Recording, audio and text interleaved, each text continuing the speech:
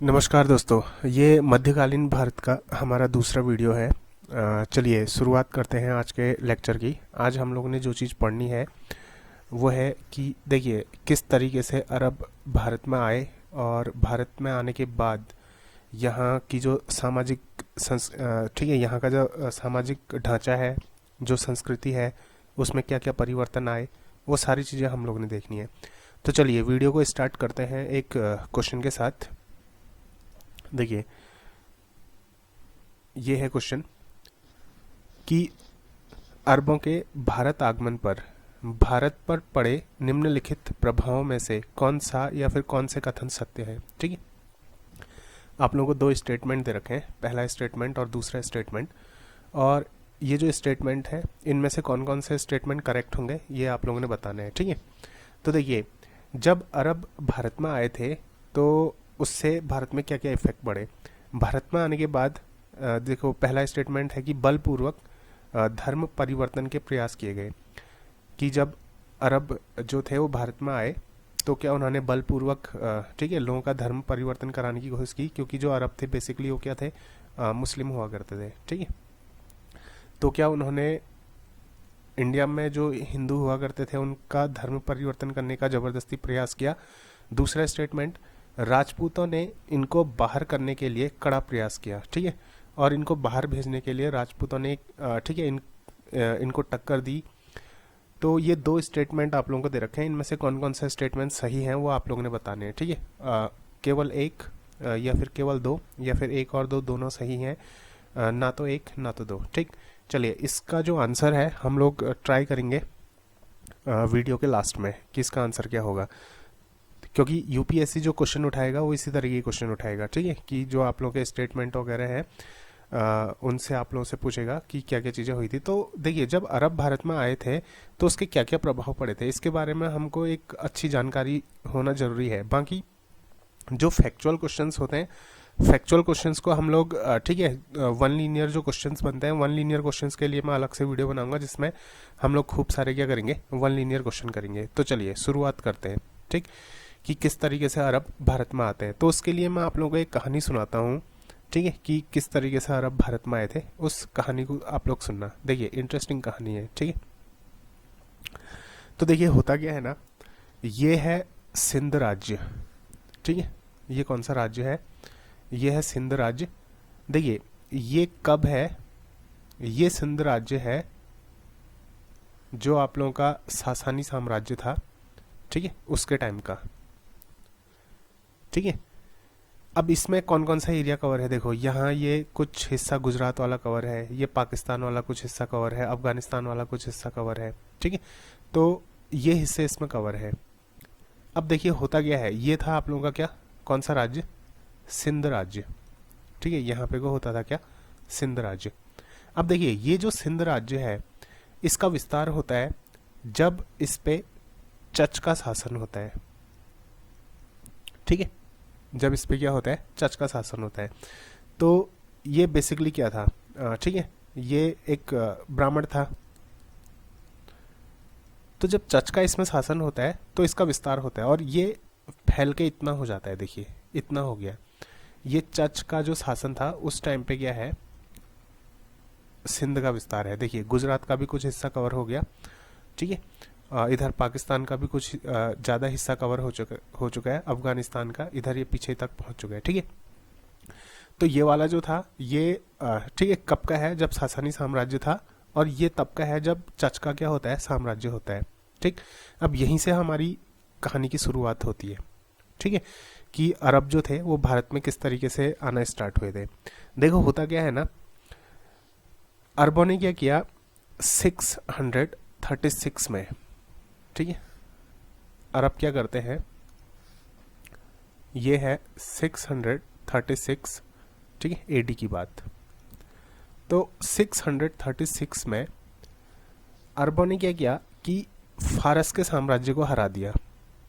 ठीक है, फारस का जो साम्राज्य था उसको हरा दिया, फारस के साम्राज्य को क्या किया, हरा दिया। तो इससे क्या होता है कि अरबों का विस्तार हो जाता है। अब ये जो पूरा आप लोग पीछे वाला रीजन देख रहे हैं ना, ये पूरा रीजन यहाँ से इधर को जो होगा, कौन कौन सा रीजन, इस रीजन में देखो यहाँ पे को आ जाता है, जैसे इराक हो गया, ठीक है, ईरान हो गया, ठीक है, इराक, ईरान, ये इधर पे को, पीछे पे को, फिर आप लोगों का ये ठीक है, इसराइल वगैरह, ये सब भी आ जाते हैं। तो ये सब थे किसके अंदर? फारस के साम्राज्य के अंदर, इतना जो पीछे का हिस्सा बनता है, ठीक है।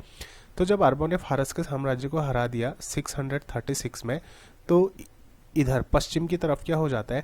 पश्चिम की तरफ अरबों का शासन हो जाता है। अब जो अरब है उनकी कोशिश रहती है कहाँ की तरफ बढ़ने की? इंडिया की तरफ बढ़ने की, क्योंकि यहाँ से क्या होता है? मसालों का व्यापार होता है, ठीक है, कपड़े होते हैं, कपड़ों का व्यापार होता है, तो बहुत सारी चीज़ें होती हैं। और ये जो गंगा वाली घाटी है ये बहुत उपजाऊ घाटी थी, ठीक है, ये क्या थी? बहुत उपजाऊ घाटी थी। तो अब देखिए, इंडिया से जो व्यापार था उसके लिए अब अरबों की नज़र क्या थी? इंडिया पे, ठीक है, और ज़्यादा जो अपना राज्य विस्तार है ये राज्य विस्तार किया जाए कहाँ की तरफ? इंडिया की तरफ, ठीक है, इस तरीके से। अब होता क्या है ना, लेकिन उनको कोई मौका नहीं मिल रहा था, ठीक है, वो मौका ढूंढ रहे थे आक्रमण करने का, लेकिन उनको कोई मौका नहीं मिल पा रहा था। अब इंडिया में पहुंचने के ना 4 रास्ते थे, ठीक है, इंडिया में पहुंचने के कितने रास्ते थे? 4 रास्ते थे। अब वो 4 रास्ते कौन कौन से थे? देखिए, वो जो 4 रास्ते थे, ठीक है, वो थे, एक तो था हैबर घाटी, हैबर घाटी, ठीक है, दूसरा था बोलन घाटी, बोलन घाटी, ठीक है, तीसरा था मकरान का किनारा, मकरान का किनारा, ठीक है, और चौथा क्या था? समुद्री मार्ग, समुद्री मार्ग। ये 4 रास्ते थे इंडिया में पहुंचने के। 3 जो रास्ते थे वो स्थल के थे, और चौथा रास्ता कौन सा था? समंदर का था। तो देखो, अरबों ने इन चारों रास्तों का इस्तेमाल किया। अरबों ने क्या किया? इन चारों रास्तों का इस्तेमाल किया। अब आप लोगों का जो होमवर्क है वो क्या है, उस चीज़ को देखना। देखो, हर लेक्चर में एक चीज़ मैं आप लोगों को ढूंढने को दूंगा, आप लोग वो ढूंढेंगे तो इससे आप लोगों की जो प्रैक्टिस है वो बहुत अच्छी होगी। तो होमवर्क क्या है? हैबर घाटी, बोलन घाटी, मकरान का किनारा, ये आप लोगों ने सर्च करना है, ठीक है। और ऑब्वियसली ये जो हिस्से हैं वो कहाँ होंगे? यहीं होंगे, इसी एरिया में होंगे, ठीक है। बाकी नीचे तो फिर ये क्या लग गया? समंदर लग गया ना। तो चारों रास्तों का इस्तेमाल किसने किया था? अरबों ने किया था। तो अब देखिए, जो भी हम लोगों की स्टोरी टाइमलाइन चल रही है उसको समझते जाना। 636 में क्या हुआ था कि ये जो पश्चिम वाला हिस्सा है, पश्चिम वाले हिस्से में फारस साम्राज्य को हरा के अरबों ने क्या किया? अपना अधिकार कर लिया, ठीक है। अब उनकी नज़र क्या थी? इंडिया पे थी, कि किस तरीके से इंडिया की तरफ को अपना प्रसार किया जाए। तो उन्होंने 4 रास्ते थे भारत में आने के, चारों रास्तों का उन्होंने क्या किया? इस्तेमाल किया, ठीक है। लेकिन बीच में क्या है ना, देखो, बीच में सिंध राज्य है। सिंध राज्य को जीतना जरूरी है, क्योंकि ये जो सिंध राज्य है ना, ये इधर, ठीक है, जो अरबों का साम्राज्य है और इधर जो भारत है, इनके बीच में एक पुल की तरह काम कर रहे हैं। किसकी तरह काम कर रहा है? एक पुल की तरह काम कर रहा है। इसको जीतना क्या है? जरूरी है। अब देखिए, अरब जो थे वो मौका ढूंढ रहे थे इस अटैक करने का, लेकिन उनको कोई मौका मिल नहीं पा रहा था, ठीक हो गया। तो अब यहाँ पे को क्या होता है ना, यहाँ पे को एक घटना घटती है, ठीक है। अब वो घटना क्या घटती है? देखो, इस घटना के बाद अरबों को मौका मिलता है कहाँ आने का? इंडिया में आने का। और जब अरबों को इंडिया में आने का मौका मिलता है तो अरब क्या करते हैं? अपनी पूरी ताकत लगा देते हैं, ठीक है, भारत में आने की। अब ये हुआ क्या, किस तरीके से हुआ, उस चीज़ को समझो। देखो, होता क्या है ना कि जब चच का शासन था तो ये था सिंध राज्य, ठीक है, ये चच के शासन के टाइम पे सिंध राज्य था। अब यहाँ पे को जो इराक है, ठीक है, यहाँ इराक, देखिए होता क्या है, ये था श्रीलंका, ये क्या है? ठीक, श्रीलंका।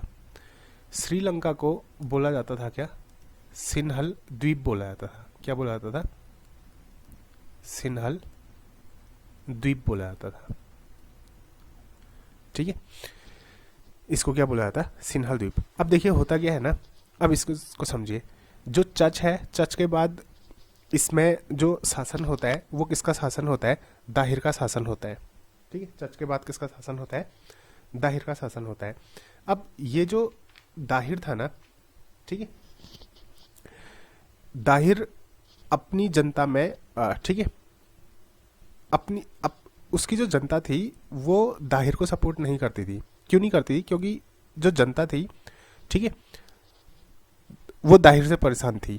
देखिए ऐसा बोला जाता है, बहुत सारी जगह में ये लिखा जाता है कि जो जनता थी उसने दाहिर का सपोर्ट नहीं किया, लेकिन इस बात के पक्के सबूत नहीं मिले हैं।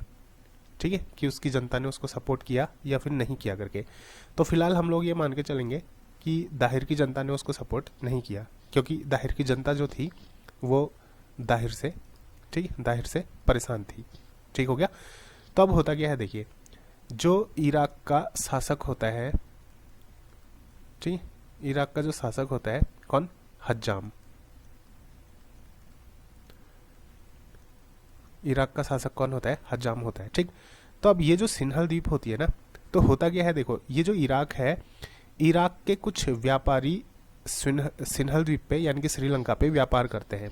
ठीक, तो अब यहाँ पे को हुआ क्या, यहाँ पे को होता यह है कि एक एक्सीडेंट में, ठीक है, एक एक्सीडेंट में वो जो व्यापारी होते हैं वो सारे व्यापारी मारे जाते हैं। ठीक है, एक एक्सीडेंट में क्या हुआ, सारे व्यापारी मारे गए। तो अब देखिए, जब एक्सीडेंट में सारे व्यापारी मारे जाते हैं तो उनकी जो कन्याएं होती हैं, ठीक है, उनकी जो बेटियां होती हैं, उन कन्याओं को, ठीक है, सिन्हल का जो राजा था वो क्या करता है कि वो उन सारी कन्याओं को एक जहाज में बैठाता है। ठीक है, एक जहाज में बैठाता है, और ये जो जहाज होता है ये कहाँ जाता है? इराक की तरफ जाता है समुद्री मार्ग से, इस तरीके से। ठीक है, कहाँ जाता है? इराक की तरफ जाता है।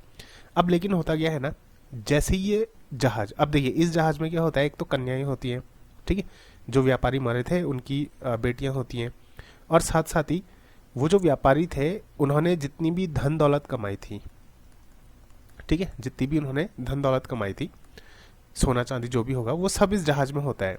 और ये जहाज कहाँ जाता है? ये इधर इराक की तरफ जाता है। लेकिन बीच में इस वाले एरिया में क्या होता है, जो समुद्री लुटेरे होते हैं, ठीक है, समुद्री लुटेरे क्या करते हैं, इस जहाज को लूट लेते हैं। ठीक हो गया। और ये घटना कहाँ पे को घटती है? ये इस वाले एरिया में घटती है जहाँ पे को सिंध राज्य होता है, सिंध राज्य के पास में घटना घटती है। तो वो जहाज को लूट लेते हैं। अब देखो, जब जहाज को लूट लेते हैं तो लूटने के बाद जो इस जहाज में लड़कियां थी उन लड़कियों को वो लुटेरे अपने साथ लेके जाते हैं। ठीक, तो ये बात किसको पता चलती है? हज्जाम को पता चलती है। ठीक है, ये बात किसको पता चलती है? हज्जाम को पता चलती है।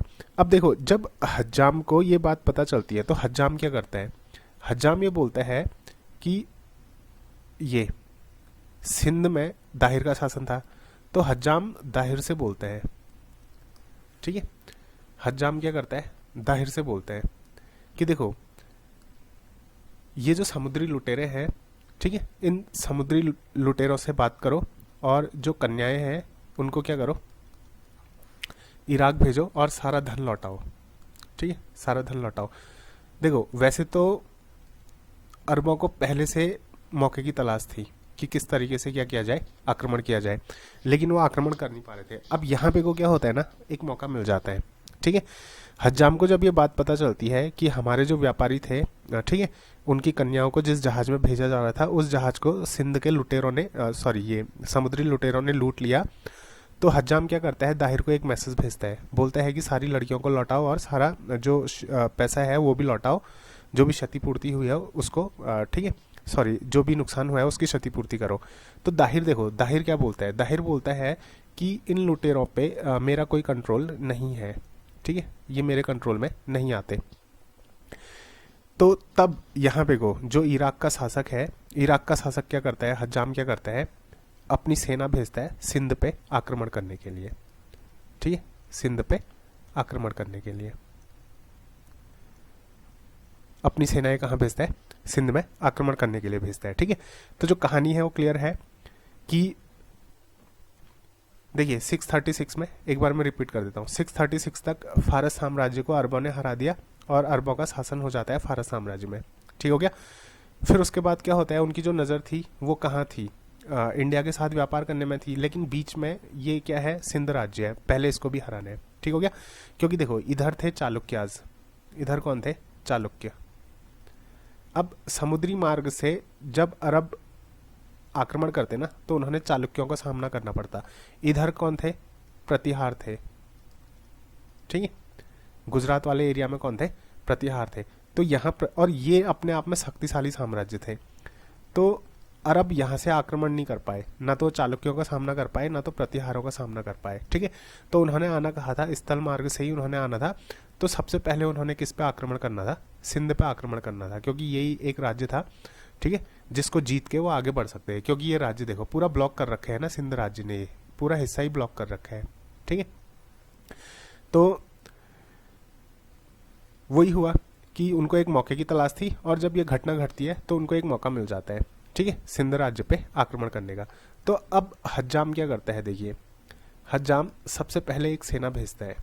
ठीक है, हज्जाम क्या करता है, सबसे पहले एक सेना भेजता है। हज्जाम क्या करता है, एक सेना भेजता है, किसके नेतृत्व में, ओबेदुल्ला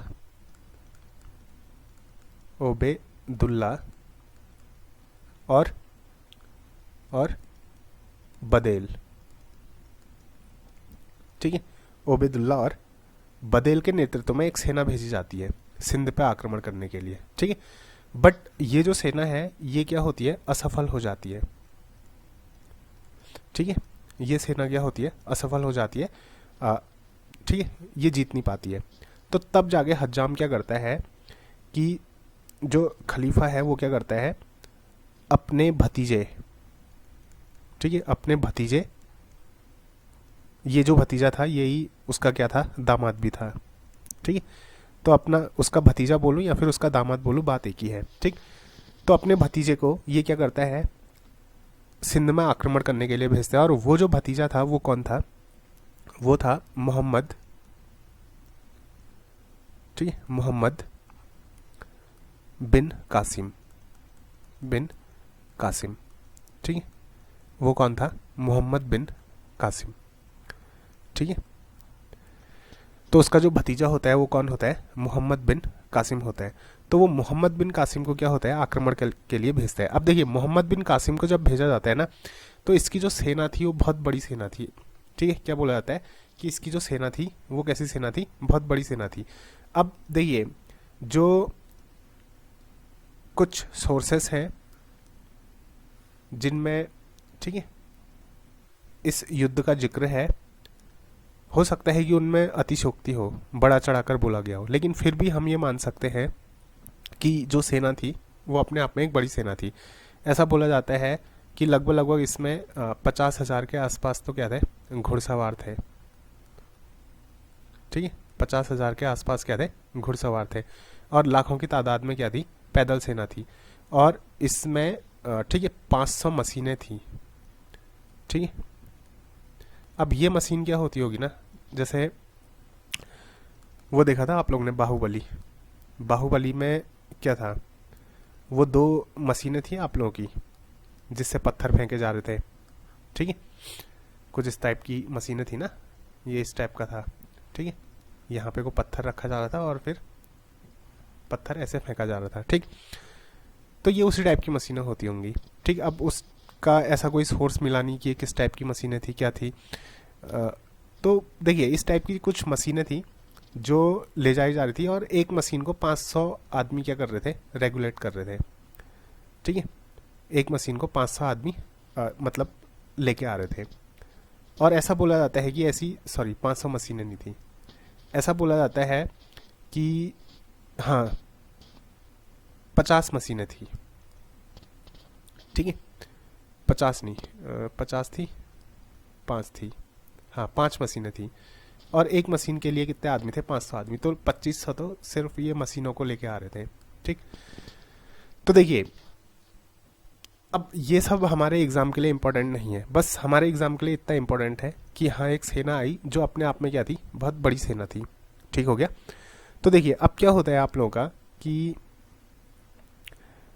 मोहम्मद बिन कासिम क्या करता है, ठीक है, मोहम्मद बिन कासिम क्या करता है, ये अटैक करता है किस पे, सिंध राज्य पे। सिंध राज्य का शासक कौन है, दाहिर।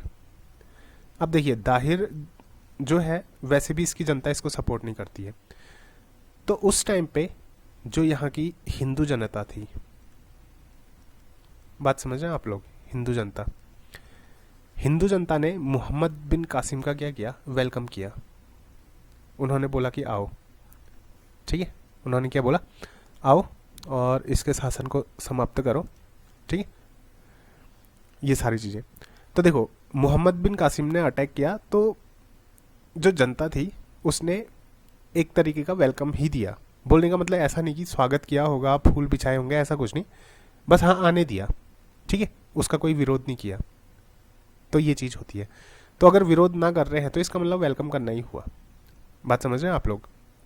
तो देखिए मोहम्मद बिन कासिम आता है और दाहिर पर अटैक करता है और ये क्या करते हैं, सिंध राज्य को जीत लेते हैं। ठीक, अब जब सिंध राज्य को जीत लिया जाता है तो ये जो सिंध राज्य होता है, देखिए सिंध राज्य को जीतने के बाद पहली बार, ठीक है, फर्स्ट टाइम, अब ये जो मैंने बात बताई है ना, जो अटैक हुआ, ये 711 की बात है, ठीक है, 11 से 713 के बीच की बात है एडी, ठीक है, 711 से 713 के बीच की बात है। तो पहली बार यहाँ पे को क्या होता है, हिंदू और मुस्लिम्स का क्या होता है, मिलन होता है। तो यानी कि दो अपोजिट जो कल्चर हैं वो आपस में मिलते हैं, ठीक है। अब दो अपोजिट कल्चर अगर आपस में मिल रहे हैं तो कुछ ना कुछ तो प्रभाव पड़ेगा। मीन्स कि यहाँ की जो चीज़ें हैं, हिंदुओं की जो चीज़ें हैं वो मुस्लिम्स ग्रहण करेंगे, ठीक है, और मुस्लिम की जो चीज़ें हैं वो हिंदू ग्रहण करेंगे। तो यहाँ पे को क्या होता है, एक्सचेंज होता है दो कल्चर का, ठीक है, यहाँ पे को एक्सचेंज किसका होता है, दो कल्चर का, यानी कि दो अलग अलग संस्कृतियाँ यहाँ पे को पहली बार क्या होती है, मिलती हैं। देखिए उससे पहले भी छोटे मोटे तौर पे आते रहते हैं, बट जैसे व्यापार के लिए, इन सारी चीज़ों के लिए, बट एक बड़े लार्ज स्केल पे, ठीक है, जब दो संस्कृतियों का मिलन होता है वो यही टाइम था, ठीक है। तो अब इसके क्या प्रभाव पड़ते हैं, ठीक है। तो ठीक है, सिंध विजय करने के बाद, ठीक, अरबों की सिंध विजय के बाद, सिंध विजय के बाद भारत में प्रभाव, ठीक है। तो इसको समझिए कि जब सिंध विजय हो जाती है तो उसके बाद भारत में क्या प्रभाव पड़ते हैं। अब देखिए जैसा मैंने आप लोगों को बताया कि जब मोहम्मद बिन कासिम का अटैक होता है, ठीक है, तो यहाँ की जो जनता थी, जो हिंदू जनता थी, उसने उसका बहुत ज़्यादा विरोध नहीं किया, ठीक है, वो क्या करती है, ज़्यादा विरोध नहीं करती है। तो अब देखिए अगर जनता विरोध नहीं कर रही तो होगा क्या ऐसे में, देखिए जनता को दबाने की कोशिश नहीं की जाएगी। अगर जनता विरोध करती ना तो वो लोग क्या करते, ज़्यादा दबाने की कोशिश करते हैं। अब यहाँ पे कोई जनता ने विरोध नहीं किया, उनको आने दिया, तो उनको भी जनता से कोई प्रॉब्लम नहीं है, बहुत ज़्यादा विरोध नहीं करेंगे, ठीक। तो यहाँ पे को देखिए, यहाँ पे को बलपूर्वक, ठीक है, बलपूर्वक धर्म परिवर्तन का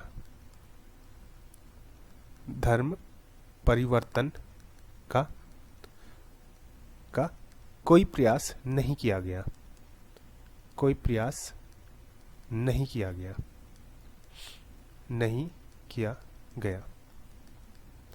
ठीक है। तो इससे पहले जो हम लोगों ने क्वेश्चन देखा था, क्वेश्चन में क्या था, देखिए क्वेश्चन में एक स्टेटमेंट था कि बलपूर्वक धर्म परिवर्तन का प्रयास किया गया। ठीक है, तो देखिए ये जो स्टेटमेंट है ये क्या हो जाएगा, गलत हो जाएगा, क्योंकि बलपूर्वक धर्म परिवर्तन का कोई प्रयास यहाँ पे को नहीं किया जाता। ठीक हो गया, तो पहली चीज ये। अब दूसरी चीज देखिए कि जब मुस्लिम्स एंटर कर रहे हैं तो सीधी सी बात है कि मंदिरों को लूटा गया होगा, क्योंकि सबसे ज़्यादा जो धन दौलत होती थी वो कहाँ होती थी, मंदिरों में ही होती थी। ठीक है, देखो आम जनता के पास जनता के पास धन दौलत नहीं होती थी। कुछ लोग होते होंगे जो अमीर वर्ग होता होगा, अदरवाइज जो आम जनता थी, ठीक है, जो आप लोग का पूरा मध्यकालीन भारत है ना, आम जनता की स्थिति हमेशा बहुत खराब रही, भले ही शासक कोई भी हो। ठीक है, ऐसा नहीं था कि आम जनता के पास बहुत पैसा होता था, वो बड़े मज़े से रहते थे।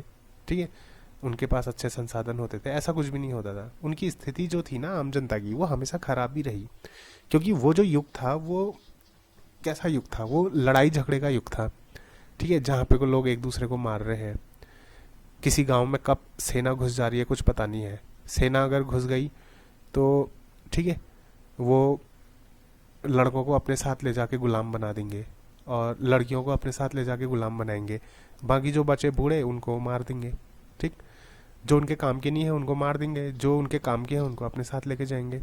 तो ये जो मध्यकालीन भारत था, यहाँ पे को स्थिति बिल्कुल भी अच्छी नहीं होती थी।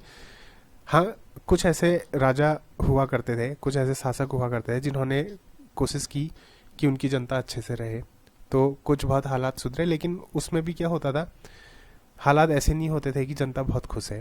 ठीक है, क्योंकि कोई ना कोई दिक्कत वहाँ पे को होते रहती थी। तो अब देखिए जो पहला स्टेटमेंट है ना, पहला स्टेटमेंट तो वैसे ही रॉन्ग हो जाता है कि बलपूर्वक धर्म परिवर्तन का कोई प्रयास नहीं किया गया। ठीक है, और यहाँ पे कोई स्टेटमेंट है कि बलपूर्वक धर्म परिवर्तन का प्रयास किया गया, तो ये स्टेटमेंट गलत हो जाएगा। तो देखिए दूसरा, मंदिरों को लूटा गया। ठीक है, मंदिरों को लूटा गया। देखो मंदिर लूटे, बट मंदिरों को नष्ट नहीं किया गया। इस चीज को आप लोग याद रखना, मंदिरों को नष्ट नहीं किया गया। ठीक है, मंदिर लूटे जरूर गए लेकिन उनको नष्ट नहीं किया गया। ठीक, जो यहाँ पे को बौद्ध हुआ करते थे, ठीक है, कौन हुआ करते थे, बौद्ध, और ठीक है हिंदू। तो देखिए जैसे बौद्ध हुआ करते थे, जो हिंदू हुआ करते थे, हिंदू अग्नि पूजक हुआ करते थे। ठीक है, अग्नि पूजकों को जिम्मी का दर्जा दिया गया। ठीक है, जिम्मी का दर्जा दिया गया। अब देखिए जिम्मी नॉर्मली क्या होता है कि जिम्मी हम लोग कुत्ते का नाम भी रखते हैं। हाँ, तो यहाँ पे को ये मत समझना कि ये किसी कुत्ते का नाम है। जिम्मी क्या होता था, देखो जिम्मी वो जनता होती थी जो मुस्लिम्स का, ठीक है, मुस्लिम का संरक्षण प्राप्त करती थी। जैसे मुस्लिम्स ने किसी एरिया को जीत लिया तो वहाँ की जो जनता होगी, ठीक है, वो उस जनता की क्या करेंगे, रक्षा करेंगे। ठीक है, उस जनता की क्या करेंगे, रक्षा करेंगे। बदले में वो जनता मुस्लिम्स को क्या करेगी, एक टैक्स देगी, और ये जो टैक्स होता था वो क्या होता था, ठीक है, जजिया। ये जो टैक्स होता था वो क्या होता था, जजिया। तो देखिए बलपूर्वक धर्म परिवर्तन के कोई प्रयास नहीं किए गए, मंदिरों को लूटा गया लेकिन मंदिरों को नष्ट नहीं किया गया। तीसरी चीज, बौद्ध हिंदू अग्नि पूजक जो थे उनको जिम्मी का दर्जा दिया गया। और जिम्मी क्या होते थे, वो ऐसी जनता होती थी जिसको मुस्लिम संरक्षण देंगे, यानी कि उसकी सुरक्षा करेंगे, और बदले में ये जनता मुस्लिम्स को क्या करेगी, जजिया नाम का एक टैक्स देगी। ठीक है, ये चीज। तो जनता ने क्या किया था, मुस्लिम्स को अपना शासक स्वीकार कर लिया था। ठीक है, शासक स्वीकार कर लिया। ठीक है, अब देखिए जो हिंदू हुआ करते थे, हिंदुओं को नए मंदिर, ठीक है, नए मंदिर बनाने की अनुमति दी गई। अनुमति दी गई मीन्स कि ऐसा नहीं था कि अगर मुस्लिम्स का कंट्रोल है तो उन्होंने ये नहीं बोला कि आप नए मंदिर नहीं बना सकते। हाँ, उन लोगों ने क्या किया कि नए मंदिर बनाने की उसको अनुमति दी। ठीक है, तुम अपना धर्म अपने तरीके से चलाओ। ये क्यों हुआ ना, क्योंकि पहली बार मुस्लिम आए थे। ध्यान देना, पहली बार मुस्लिम आए थे। अब सीधी सी बात है ना, पहली बार मुस्लिम्स ने इतने बड़े एरिया को अगर कैप्चर किया है, पहली बार इसको कंट्रोल में लिया है, तो देखिए कुछ ना कुछ उन्होंने जनता को सपोर्ट करना पड़ेगा। अदरवाइज क्या है ना, पूरी जनता एक साथ अगर विद्रोह करेगी तो जो शासक यहाँ पे को आया है उसके लिए भी तो प्रॉब्लम होगी। ठीक है, तो इसलिए उन्होंने भी क्या किया, स्टार्टिंग में जनता को कुछ हद तक सपोर्ट दिया और नए मंदिर बनाने की क्या की गई, अनुमति दी गई। ठीक है, अब देखिए जैसे कोई नए राज्य को किसी शासक ने जीता है, तो एक चीज बताओ ना, उसका एकदम से शासन चलाना इस शासक के लिए बहुत कठिन होगा जब तक कि इस एरिया के जानकार लोग इसके साथ ना हो। जब इस एरिया के जानकार लोग, ठीक है, इस एरिया में शिक्षा की क्या व्यवस्था है, इस एरिया में कृषि की क्या व्यवस्था है, इस एरिया में ठीक है पानी की क्या व्यवस्था है, इस एरिया में सड़कों की क्या व्यवस्था है। अब देखो ना, हर एक चीज़ की जानकारी रखने वाले लोग जब इस शासक के साथ होंगे तभी तो ये शासक इसको चला पाएगा। तो देखो होता क्या है कि यहाँ पे को जो हिंदू और बौद्ध हैं इनको, ठीक है, प्रशासन में, ठीक है, प्रशासन में, ठीक है, प्रशासन में ये बड़े बड़े पद दिए गए, बड़े पैमाने पर शामिल किया गया। ठीक है, बड़े पैमाने पर शामिल किया गया। ठीक है, शामिल किया गया। ऐसा नहीं कि उनको एकदम से इग्नोर कर दिया गया, बड़े बड़े पैमाने पर क्या किया गया, इनको शामिल किया गया। ठीक, तो देखिए ये कुछ चीज़ें थी।